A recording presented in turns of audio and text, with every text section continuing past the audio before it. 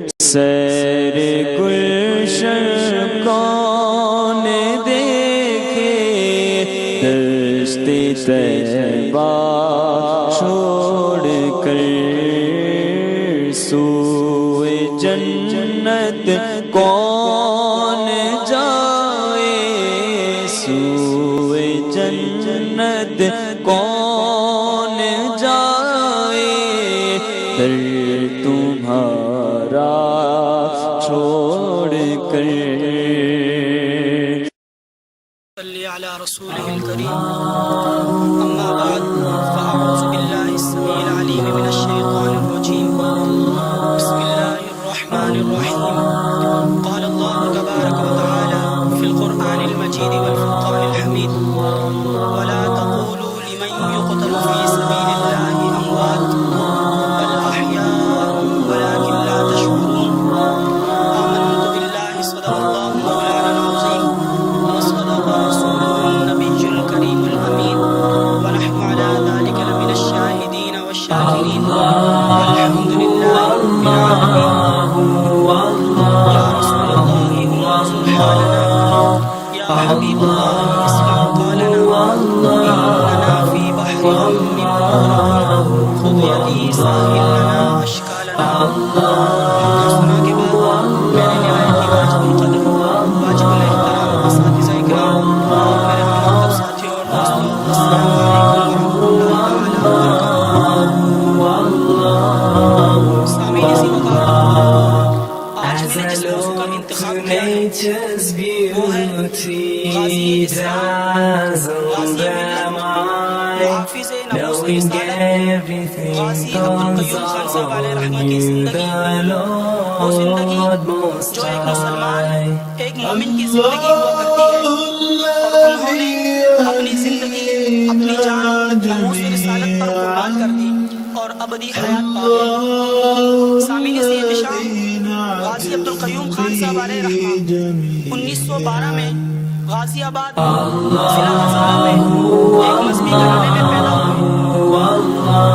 آپ علیہ رحمہ کے والد ماجد 1932 میں انتقال کر گئے.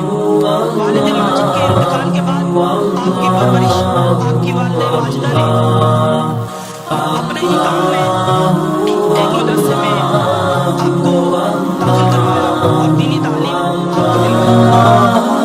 سامعین سے احتشام غازی عبدالقیوم خان صاحب علیہ رحمہ رسم شبیری اور ضرب حیدری کی یاد تازہ کرنے والے مصطفیٰ کریم کے جانثار عاشق صادق شمع مصطفیٰ کریم کا یہ پروانہ ضلع ہزارہ کے غریب گاؤں میں رہنے والا تھا. عشق رسول آپ علیہ رحمہ کی گھٹی میں شامل تھا. جب آپ کی عمر 21 یا 22 سال ہوئی تو آپ علیہ رحمہ کی شادی کر دی گئی. شادی کے کچھ ہی ماہ بعد آپ علیہ رحمہ کراچی تشریف لے آئے اور کراچی میں گھوڑا گاڑی چلانے لگے, لیکن زیادہ تر وقت اپنا مسجد میں اللہ تبارک و تعالیٰ کی عبادت میں گزارتے. ایک دن مسجد کے امام صاحب نے ایک گستاخ ملعون نتھورام کی خرافات کا تذکرہ کیا, جسے سن کر غازی صاحب علیہ رحمہ نے مسجد میں اللہ تبارک و تعالیٰ سے عہد کیا کہ اس گستاخ کو جہنم پاس کر کے اللہ تبارک و تعالیٰ کی زمین کو پاک کروں. اگلے ہی روز غازی صاحب علیہ رحمہ آزاد تشریف لے گئے. بس ایک جان خریدا گستاخ کی اگلی پیشی کر کے گزار کے بیٹھا. میرے دوستوں اور ساتھیوں ایک اس میں نتھورام ملعون گستاخ نے اپنی کتاب دی ہسٹری آف اسلام شائع کی, جس میں پیارے آقا علیہ السلام کی شان گستاخی کی. جب مسلمانوں نے یہ کتاب پڑھی تو مسلمانوں کے دلوں میں غضب و غصہ پیدا ہوا اور مسلمانوں نے احتجاج شروع کر دیے, جس کے سبب انگریز حکومت نے نتھورام کو 1 سال قید کی سزا سنائی. جب انگریز حکومت نے انصاف نہیں کیا تو مسلمانوں کو بہت صدمہ ہوا. 1934 میں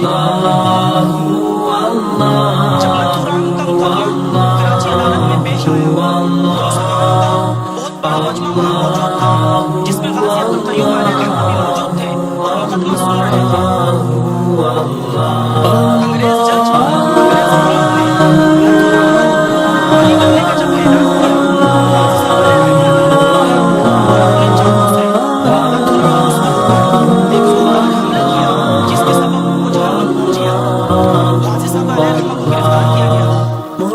سامنے پیش کیا گیا. جج نے غازی صاحب علیہ رحمہ سے پوچھا کہ تم نے اسے قتل کیوں کیا؟ تو آپ علیہ رحمہ نے فرمایا یہ جو دیوار پہ تصویر لگی ہے یہ تصویر آپ کے بادشاہ کی ہے.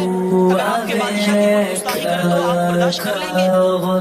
اسی لیے اس خبیث ملعون نے میرے بادشاہ میرے کریم آقا علیہ السلام کی شان میں گستاخی کی تو میں کیسے برداشت کر سکتا؟ اس کے بعد غازی صاحب پر مقدمہ چلا اور غازی صاحب کو سزائے موت سنائی گئی. جب غازی صاحب نے فیصلہ سنا غازی صاحب مسکرائے اور جج سے کہا جج صاحب میں آپ کا شکریہ ادا کرتا ہوں یہ تو ایک جان ہے اگر اللہ تبارک و تعالیٰ مجھے 1,00,000 جانیں بھی دیتا میں وہ بھی اپنے رسول علیہ السلام کی عظمت پر اور ناموس رسالت پر قربان کر دیتا.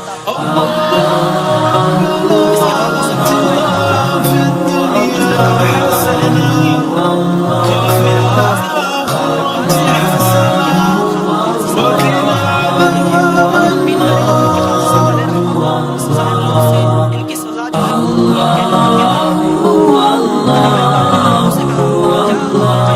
پڑ گیا ہے. وہ تو کہتے ہیں کہ میں نے پورے دن سے شہادت خرید دی ہے مجھے بچانے کی کوشش مت کرے.